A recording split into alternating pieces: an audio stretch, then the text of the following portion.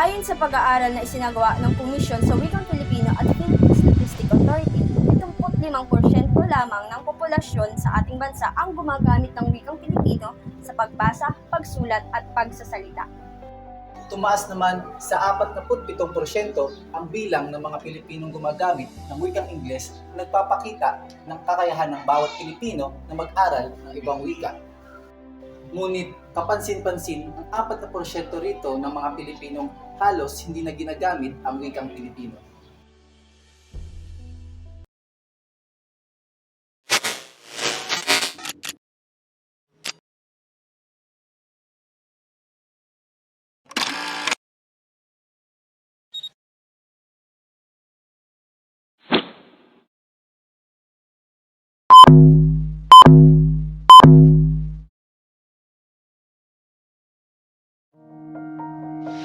General!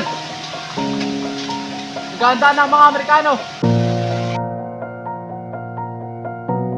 At sa araw na ito, ika-12 ng June.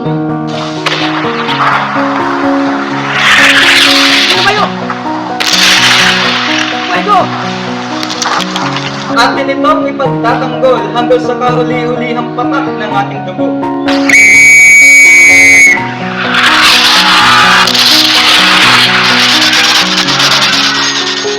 Porque nos tribo para esta generación como el misterio de los estranos.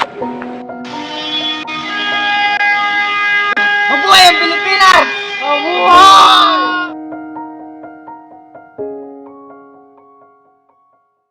Sa bawat nagdaang kasaysayan, ang wikang Filipino na ating kinagisnan ay hindi lamang nagsilbing komunikasyon ng mga Pilipino. Ito ang naging kaibuturan ng pagkakakilanlan natin. Ito ang sumasalamin sa ating pagkakaisa. Gayon din sa bawat hirap at tagumpay na pinagdaanan ng ating lahi. Maging sa panig ng ating mga ninuno at bayani, tangan-tangan nila ang bawat kataga at salita nito. Ito ang sagisag ng kanilang diwa, dunong at mithiin. Tuwing ang sinasampit natin ito, ginugunita natin ang bunga na makasaysayan nilang sakripisyo upang makamit ang kasawinlang tinatamasa natin ngayon. Ngunit sa kabila ng lahat ng ito, nababatid ko na parami ng parami ang bilang ng mga Pilipino na hindi na tinatangkilikha ang ating wika. Bagkus ay tuluyang ipinapatangay at sinasanay ang kanilang mga sarili sa lengguwahe ng mga banyaga. Ngunit sa kasalukuyan, maraming hamon ang kinakaharap ng ating wika. Dulot ng globalisasyon at patuloy na pag-usad ng modernong teknolohiya. Iba't ibang wika na ang lumalaganap sa bawat bahagi ng mundo. Maging ang Pilipinas ay isa sa naiimpluwensyahan nito. Ngunit hindi ito nangangahulugan na ang wikang pansariling atin ay unti-unting naglalaho at wala na tayong magagawa pa. Sa halip, sama-sama tayong iangat ang wikang Pilipino sa larangan ng edukasyon, panglipad-talastasan at sa araw-araw nating pamumuhay. Ikaw, ako, lahat tayong naririto, Ingatan at pakamataling ninyo ang wikang Pilipino. marapat lamang na ito ay ating pahalagahan. Dahil ito ang kultura ng ating bayan, Milano. Ang wikang Pilipino ay biyaya para sa atin. Ito ang kayamanang mayroon tayo na mula pa sa mga naunang henerasyon ng mga Pilipino. Nakasalalay sa atin ang kasiglahang nananalaytay sa wikang ito. Sa buhay natin, sa mga sulatin man o awit, Ating ituro sa mga nakababata sa atin. Gawin nating bahagi ng ating buhay ang wikang Pilipino. Gunitain natin at panatilihin natin itong maging anyo ng ating lahi. Sapagkat ito ang magsisilbing patnubay at tanda ng ating pagkamamamayan sa mga susunod pang angkan ng mga Pilipino. Ang ating wika ay ang ating diwa. Isulong ang wikang Filipino para sa hinaharap. pangalagaan, Pahalagahan at ingatan.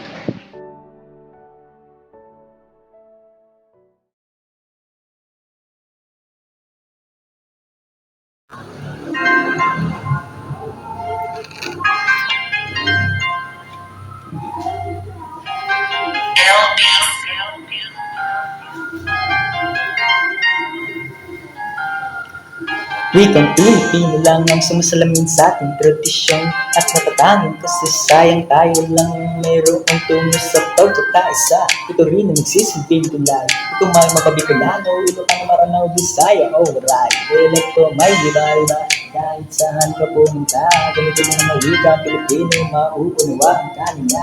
Kahit yung may radio, ng Boses, NCR, Calabasong, Limaropa, Soksabjel, Karagado, Kulilim at Sambuanga, Peninsula. Wikang pansarili natin kung ito ang gagamitin ng mga guro sa mga paaralan at kanilang kayayunin. Tsak na maiintindihan ko mas lalo pa kung matututo sa bawat aralin makakasabay ang mga estudyanteng Pilipino. Ito ang nagkibuhunan at napayam sa pundasyon ng ating literatura. Maraming makakangulithan ng tula at manunulat na umakda ng notela at mga taong sumulat ng awit na sumasabisag sa ating bansa. Isang lahi bayang kulutang hilirang Pilipinas ko mahal at iba pa. Wikang simbolo ng ating pagkakaisa. Pag mahalin mo ilayag ang bandera sa buong daigdig, itanyag ipakilala. Isa puso, isa buhay sa gawa at salita. Ipakita mo sa iyong dugo, ito'y dumadaloy na kahit sandaling taglay bilang isang Pinoy. Ang wikang Pilipino na iyong inagisnan sa kultura ng bayan mong sinilangan.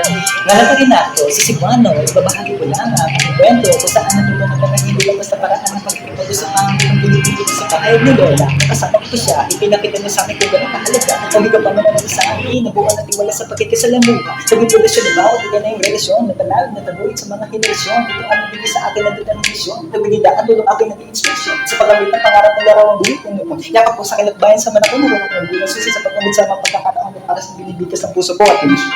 Ang simbolo ng ating pagkakaisa. Upang mahalin mo ilayag ang bandera sa buong daigdig, itanyag ipakilala. Isa puso, isa buhay sa gawa at salita. Ipakita mo sa iyong dugo, ito'y dumadaloy na kahit sandaling taglay bilang isang Pinoy. Ang wikang Pilipino na iyong kinagisnan sa kultura ng bayan mong sinilangan. Break it down.